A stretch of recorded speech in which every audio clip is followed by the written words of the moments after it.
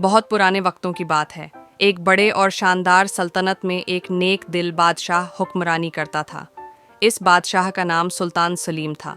सुल्तान सलीम अपने अदल, रहम दिली और इंसाफ की वजह से दूर दूर तक मशहूर था।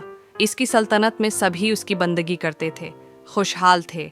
लेकिन सुल्तान का एक दुख था, इसका कोई बेटा न था जो उसके बाद तख्त संभाल सकता। सुल्तान हर रोज़ दुआ करता कि अल्लाह उसे एक नेक और बहादुर वली अहद अता करे। कई बरसों की दुआ के बाद अल्लाह ने सुल्तान को एक बेटा अता किया। सुल्तान बहुत खुश हुआ। बेटे का नाम शहजादा फहद रखा गया।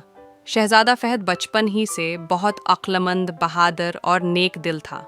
जब वो बड़ा हुआ तो उसने तलवारबाजी, घड़सवारी और किताबों का इल्म हासिल किया। सुल्तान चाहता था कि शहजादा न सिर्फ जंगों में बहादुर हो, बल्कि दिल में इंसानियत की मोहब्बत और कुर्बानी का जज्बा भी रखे। एक दिन बादशाह ने शहजादे को बुलाया और कहा, बेटे, बादशाह बनने के लिए सिर्फ ताकत काफ़ी नहीं होती, एक बादशाह को कुर्बानी देना भी सीखना होता है। मैं चाहता हूँ कि तुम एक इम्तिहान दो।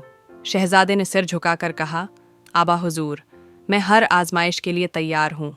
सुल्तान ने हुक्म दिया कि शहजादा सल्तनत के दूर दराज इलाकों का दौरा करे और जहाँ कहीं भी महताज या मजलूम देखे उनकी मदद करे, चाहे उसे अपनी राहत, दौलत या आराम की कुर्बानी देनी पड़े।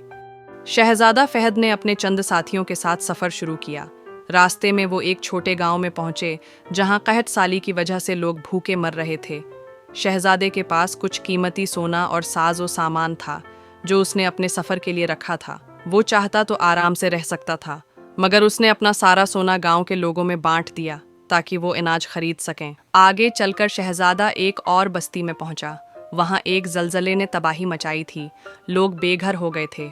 शहजादा ने अपना खीमा और कपड़े गरीबों में तकसीम कर दिए और खुद खुले आसमान के नीचे सोने लगा। सफ़र के दौरान शहजादा कई मर्तबा अपनी खुशियों, आराम और माल की कुर्बानी देता रहा। कभी बीमारों की तीमारदारी करता, कभी यतीम बच्चों के लिए कपड़े और खाने का बंदोबस्त करता। आखिरकार जब शहजादा वापस महल पहुंचा तो वो निहायत थका हुआ और दबला हो चुका था, मगर उसकी आंखों में एक अजब इत्मीनान था। सुल्तान सलीम ने जब शहजादे का हाल देखा तो खड़े होकर उसे गले लगा लिया।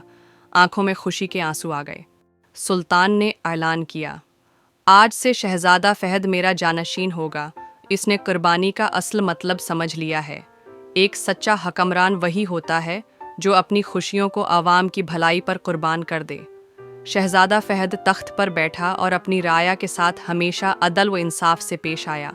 इसकी कुर्बानियों को लोग सदियों तक याद करते रहे।